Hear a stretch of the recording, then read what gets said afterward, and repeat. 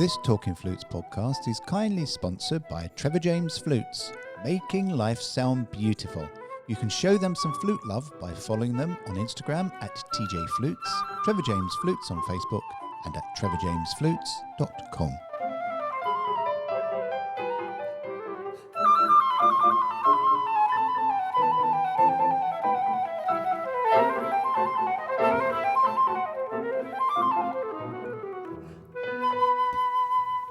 Hello and welcome this week to Talking Flutes with me, Jean-Paul Wright, and sat opposite me, yes, we're back again. Hi, Claire. Hello, Jean-Paul. We're back. This is your podcast this week. I've been hogging the airways, haven't I? You have a bit, yeah, but we're back here and we've got lots of lovely questions from our listeners, which we're going to try and answer as best we can. And good luck. Yeah, thanks. What have you been doing during the summer, Claire? Oh, heck. Waiting for the summer. Waiting for the summer. Here in England, we seem to have missed out on the very nice weather, but in the Mediterranean, of course, they've had the most terrible heat waves, of course, so we wouldn't want that either. We would like something in the middle. But anyway, the sun is shining today. Always is down here. Yeah. And I understand you're getting another doggy. We are getting another dog. Another one. Yeah, another one. We have 2 golden retrievers, as people listening to the pods will know. They've heard them enough times, Pete and Minnie.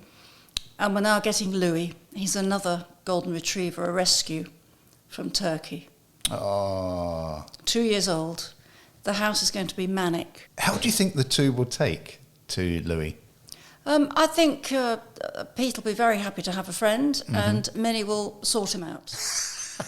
Isn't that every woman? Every woman now, sorts steady, out every man. Steady. In the dog world, she will sort him out. Oh, but just be bringing more love and the fact that she's a rescue. You're doing your bit. Yeah, doing our bit. For the animal world. And we'll need a new Hoover because there'll be so much hair flying around. Yeah, do you ever allow them upstairs or are they downstairs? Yes, they're upstairs. Oh, you give them free rein? Free rein, of course. Oh, do you know, that's interesting because we don't let Mouse upstairs. Well, that's very disciplined. Is it? Yeah. I'm actually doing something that's disciplined. Yeah, you're very disciplined. Yeah, no, our dogs have free rein. Wow. Thank you for the coffee. Should we jump straight in? Because this is, after all, a Talking Flutes podcast. So you jump in. You have the list of questions. Right, the first question is, what's the best place you've ever performed in and why? I found that so difficult to answer. There've been so many wonderful venues. You could say, from fabulous cathedrals to intimate chamber rooms, outside on floating stages, to castles, stately homes. So it's very, very difficult. And sometimes it's the occasion of the concert which makes you feel that that's the best place as well, rather than the actual place itself. So it depends on the occasion, what the concert is, and what you're doing. But I will pick one. Oh, and I'm going to pick the Wigmore Hall in London. Ah, yes. And that's because it's an absolute gem of a concert venue. It's very traditional. It's small. It's a very intimate sort of setting. Fabulous acoustics. And you feel that you have a connection with your audience. So they don't feel far away. You feel that they're almost within touching distance. But just being on that stage, it's a beautiful small stage with brass railings on the outside. And it's just beautiful, absolutely beautiful. Did you do a recital there? Yeah. That's very special to be invited to do a recital at the Wigmore. It's very special. It's a very, very special place. So that's my pick. Of all the places and all the venues that you've done in your career, you choose the intimate Wigmore Hall. And I get it. For me, I'm going to go exactly the same, but not Wigmore Hall. It's a cathedral in the north of Spain, in a place called Jaca. And I played the Iber flute concerto in this place. And the middle movement, when I was playing, I actually felt the hairs on my back of my neck coming up because the sound was bouncing back. Yeah, how lovely. And it was just, and it wasn't my flute playing because anybody can sound great in a cathedral.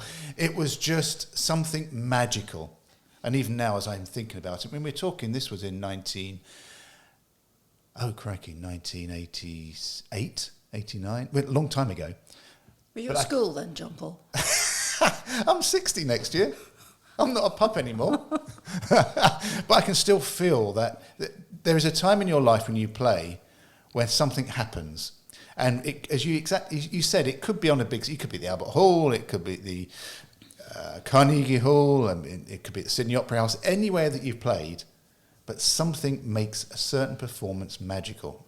And for you, Wigmore Hall, because music's about, it's about conveying a story to a narrative to an audience, and Wigmore Hall is a perfect place to do it, but it doesn't take prisoners. Because if you're going to do Wigmore Hall, there's always a reviewer there, isn't there? There is. The press is there. For me, it was very different. It was about, it's me very selfish actually, but it's the one and only time I've ever played the Iber. And all of you listening to this know that the Iber is made up of 3 movements. The hardest for me is the middle movement, because the middle movement is slow and it is beautiful and it is gorgeous and there's nowhere to hide. First and last, it is just notes. Lots of little black blobs on sticks and you're flying around. And if you know your scales, and Claire's spoken, so I'm going on here, aren't I? Claire's spoken over the last couple of years we've been doing these podcasts about the necessity to understand your scales, I just hit the microphone, doing your scalar exercises, doing all your studies. If you do that, you can have facility. But what you can't get is that you have to practice on your sound, because this is the sound that makes you unique. And I'm telling you nothing new here, because Claire's already said this many, many times, is you are your sound, and that's why you shouldn't try and copy other people. So for me, going back, in my head, I played this wonderfully. Now that may have, you think all these years have gone, all this water's gone under the bridge, and it may not have been as beautiful as I remember it, but I don't care. I'm in this little world. So Jaca Cathedral in Spain was the best place I've ever played. Lovely. You see, and it's good to have those memories, isn't it? Yeah, but it's funny how memories sort of change, aren't they? They sort of, you can have a memory, and then over the years that memory sort of gets moulded as how you want to remember that. Possibly. I think the 2 examples we've given have been of performances where the pre-concert, in terms of all the work involved for the months beforehand, knowing it's going to be a big occasion, also helps this memory of it being something very special. Yeah. Rather than, a Saturday gig in Grimsby, of which I did quite a few when I was up north. And it would be doing it with the local choir, and you'd have a scratch orchestra, and you'd arrive at 3:00 on a Saturday afternoon to rehearse Verdi Requiem, 3-hour rehearsal, concert 7:30, on the bus home. And that was obviously very special for the choir, but wasn't very special for the orchestra parts. It's nice to play the music, of course, and it was work, but it didn't have special meaning. There are lots of other places that do. But it is difficult to pick. It is, and I would never have chosen a cathedral, just because once you start playing, there's a reverberation that ends up coming back, and it's really quite hard to sort of keep that focus, because that sound becomes quite jumbled, doesn't it? Yeah. But for me, there's just something magical and serene about that middle movement, because it's so pure, isn't it? And the space for you to hear it. Yes. Whereas in the fast movements, there is no space to hear. And it can get quite complex, the listening, because of the reverberation. Yeah, I worked on the fact that it was a no-lose, because no one would know if I was playing the right notes, because what was bouncing back would have been hitting the notes I was playing then. But that middle movement is the one that will always be my favourite one piece of music, because of that one memory. Yeah. And the D flat was in tune. Was it? Yes. There was some. It was a harmonic D flat, but as you know, but for me it was in tune, and I don't think I'd ever played it in tune since. So that's why I remember it. Well, that's a good start, Jean-Paul. Great, brilliant. Second question. Oh right, yes. I'm not sure who this is from, because you've put anon, but thank you for the question, whoever sent it in. I've suddenly started struggling when I know I'm being recorded. This can either be either on a smartphone or at a concert or when I'm in the studio. How do I get over this? Ooh. So it's interesting. I think it's a problem that many players have, the red light syndrome. And it happens to all of us in a recording studio or when that red light goes on. Mm-hmm. As soon as it goes on, there's like a different atmosphere, isn't there? One of expectation. And the silence when that light goes on, it's almost deafening. It's a very different atmosphere once the red light's there. Really, the answer to controlling your problems has to be in your preparation. So I think it's a case of what you do before you're in that recording situation rather than in the recording situation. Now, there's a story which I might have told before on Talking Flutes, but in my college days, I remember there were quite a few singers that carried around with them a microphone, just a microphone not attached to anything. And they would place the microphone in the practice room on the piano. And so I say, it wasn't attached to any electrical equipment, it was just purely a visual aid to help them perform. And when they'd sort of warmed up and were ready to sort of sing something, they would flick the switch on the microphone so they see the little red patch. Do you remember Yes. Do you still have them on? You still have on and off, yes. Yeah, it's an on-off, isn't it? Yes. So again, it's not attached to anything, but they'd flick the switch and that visual aid would mean they're in performance mode.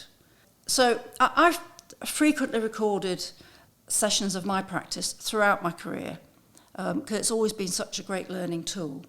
I actually did record myself, though I didn't just have the microphone with the not attached. So I needed to actually hear the recording back.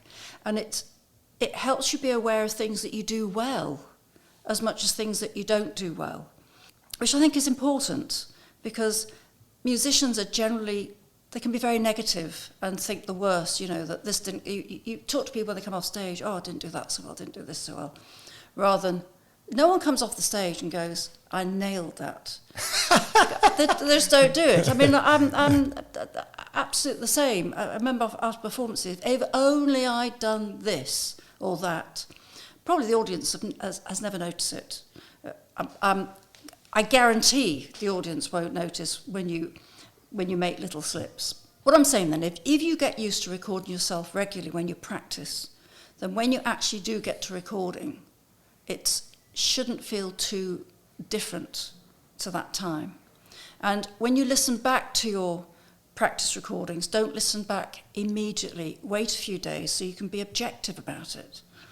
Because when you've just recorded something, it can be too much sort of in your ears and you're thinking about all different sorts of things. It's best to leave it for a day or two, then you can listen with a much more objective ear. I'm going to be very honest and say the first time I ever played live on the radio, I weed myself. I was that nervous. That's a horrible image. It is. I don't really want that image. I felt the trickle going down my leg. I was actually terrified. I was fine in rehearsal, and you're exactly right. Something happened when that red light went on and it just said live, and it was live radio. Friday night is music night, and it was on a Friday night. It was just sort of something, a show that was for older people. And yeah, I'd sort of weed myself. You just remind me of something. Oh, have you done it? There's the BBC Concert Orchestra does Friday night is music night. It does, yeah. And I remember when I was playing with them, principal flute, and I'd never done a Friday night. The piccolo player said to me, "You've not done one of these before?" I said, "No." I said, "But we've got a rehearsal, haven't we?" He said, "It's not a rehearsal as you know it." And it wasn't. No. You'd literally pick a couple of pieces, play a couple of bars, and then you wouldn't play anything else. And it's just for a sound check, isn't it? It's just for sound check, and I'm thinking, and you hadn't had the music beforehand, so you didn't even know what you were playing. And it wasn't classical music, it was light music. Yep. And in the rehearsal, I was sort of trying to look through music. He said, "No time, next one, next one, next one." And totally panicked, very, very nervous. And so that was in the rehearsal, suddenly feeling very out of my depth. And then, of course, Friday night, red lights on, it's a live recording, and the same thing. You have to just be totally focused. You just have to do your best. It all went fine, because in fact it wasn't particularly difficult. But it was the rehearsal, the speed of it, that made me so nervous. And there's an audience, and there's an audience coming over the top of the recording studio area at the bottom. It's like the Muppets, isn't it? When you go in for rehearsal, there's the curtains closed, and then you... Well, this was a hall. This was actually... Oh, you're in a hall? Friday Night's Music, they used to go to different venues around the country. So it wasn't in that studio in Edgware? I did one there, and I did one outside. So they'd used to go to various halls around the country, and you'd have a full audience. And it was... Yeah, I mean, it's exciting in terms of it feels very fresh, and it's different music, it's lovely melodies, but you just have to be on your toes the whole time. And you feel totally exhausted at the end of the concert. But I like what you said about you need to get used to recording yourself, because once you know you've switched that recording machine on, the iPhone or Android or portable recording machine, then you're in recording mode. And then when you go into a studio or you go into radio or whatever it is, you're used to being in that recording mode, aren't you? Absolutely. And you know, when we were at college, we didn't have mobile phones, you didn't have access to equipment. I had a setup in my house where I could record onto, it was a cassette player. It wasn't even a disc. Crikey. It was cassettes. And of course the quality was awful, but at least I could listen back to something. And I think, like you're saying, if you're regularly recording yourself in your practice, it's not a big deal when you're recording for somebody else. It doesn't feel such a big deal because you know what you sound like. Yeah. And then it develops your self-awareness and it develops your confidence because you know what your abilities are. Do you remember cassette tapes when the tape used to come out and you used to have to get a pencil? A pencil and tighten it up. Yes, I do, very well. Yeah. How times have changed. I still have a lot of my original recordings on cassette tapes, and I keep meaning to get them transferred over. Yeah. Yeah. I did one that I did a podcast about Bamboozle. Yes. A few months ago, and the recordings were all on cassette, which was 30 years old, maybe 35 years old, and we had it put onto a disc. So the quality's not tremendous, but it's you can hear what's happening. Great days, Bamboozle days. It was like the Spice Girls of the flute world in that era. We were actually. Yes, yeah. Yes. It's on the same sort of thing, I suppose. Is that all those years ago when you were going through music college, when you weren't taught anything about controlling your nerves or anxiety, were you? It was just you can either do it or you can't. I don't remember. When you first went into LSO, one of the world's most famous orchestras, what was it like to sit down in that when you hadn't been trained on anything? I was absolutely petrified. First of all, I remember the orchestral manager rang me up. I didn't know him at the time. Wanted to book me. I thought it was a joke. Anyway, I got there. That was at a time, it was in the Barbican. Peter Lloyd was principal. At that very first time, there were no women in the orchestra at all. There were 2 or 3 ladies in the string section, but they weren't there on that first time I went in. So you're the only female I was there. the only female in the orchestra. And I felt totally alien in that environment. It was very much sort of a boys' club. If you look at the LSO now, I mean, they've just been on the television on the proms. It seems to be more women than men. Yeah. I mean, the mix is very much more balanced now, but in those days it wasn't. It was very frightening, and the only thing that made it less frightening was the fact that Peter Lloyd was so wonderful. He made you feel very welcome, and so the flute section sort of really helped you. They sort of kept with you and made you feel that you were part of that little family of flutes. So I'm just trying to think the correlation between how you must have felt going in to an orchestra that didn't have women in it and sitting down with the London Symphony Orchestra to this person that has said that they struggle when a microphone is switched on. Similar correlations, obviously from different extremes, but it all comes down to that base point of knowing that you can do what you can do. You have to be confident of your ability and don't lose sight of that, because you've arrived at wherever you've arrived because of your ability.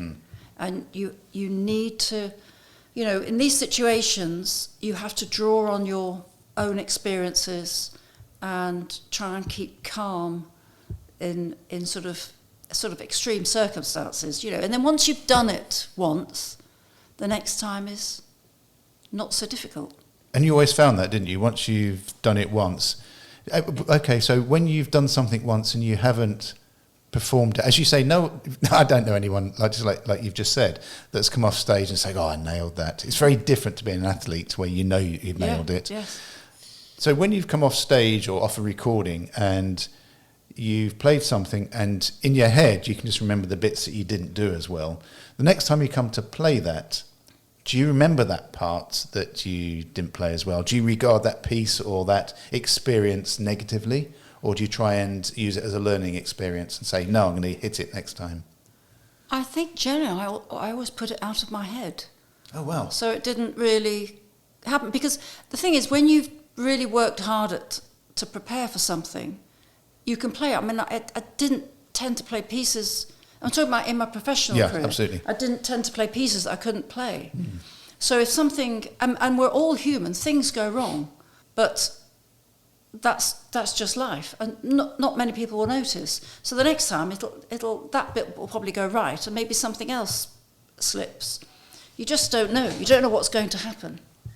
No, when I've heard you play recitals, you always play complicated stuff, and you will know whether what you've done is how you wanted it to be, but you just say, what you do is you just say it's done, and you just don't live in anything that may have gone wrong in your head, because as you've already said, chances are no one's going to notice. No, and also it's live performances. It's what's wonderful about a live performance, if it's not recorded, is that you can go and do it again, and it'll be different, and you'll be communicating something different emotions. You just reminded me of another funny story about things going wrong or things maybe you can't play. I was in a contemporary chamber music orchestra, small orchestra, sort of single winds, single strings. And we were in the Abbey Road studios recording some new music.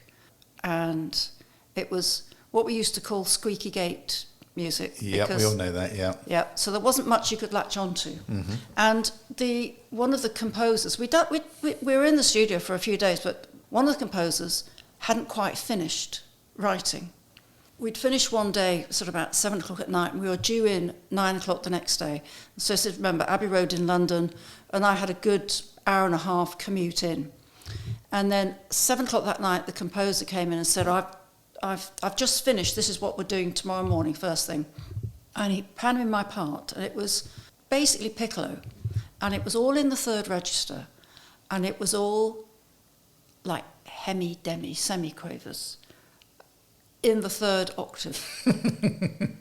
And I remember saying to the conductor, I don't think there's any way at all that I can learn this for 9 o'clock tomorrow morning.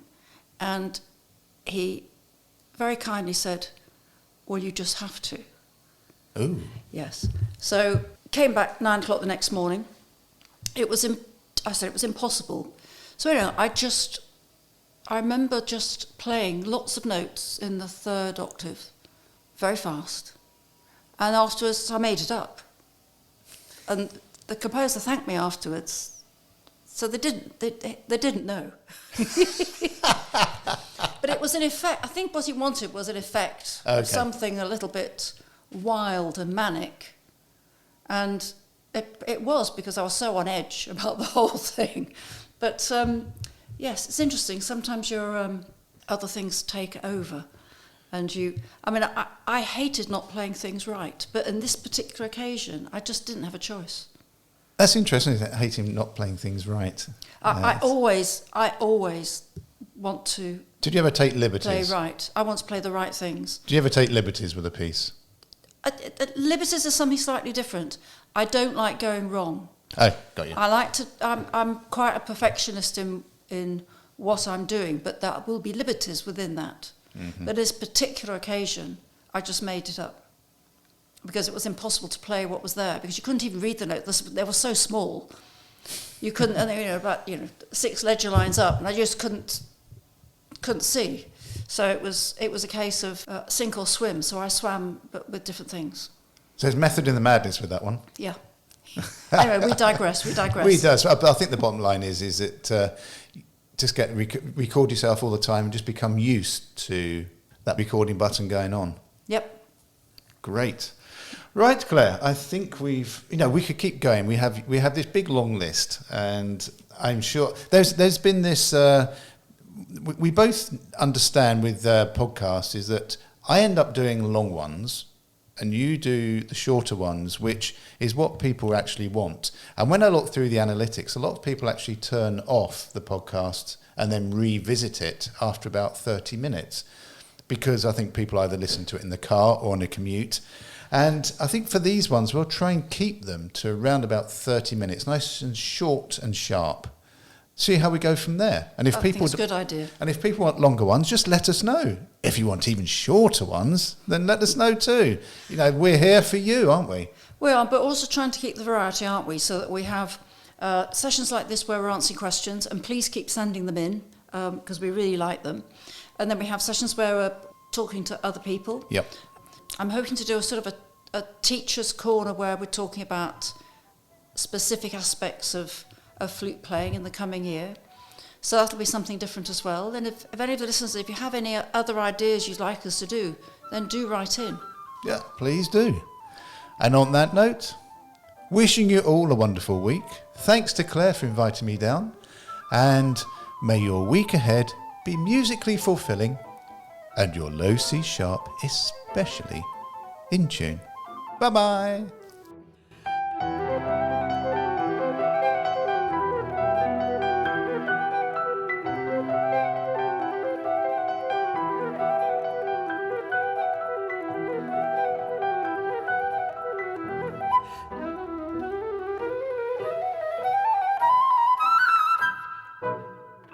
Talking Flutes and Talking Flutes Extra are podcast productions by the Trevor James Flute Company. For more information, visit trevorjamesflutes.com.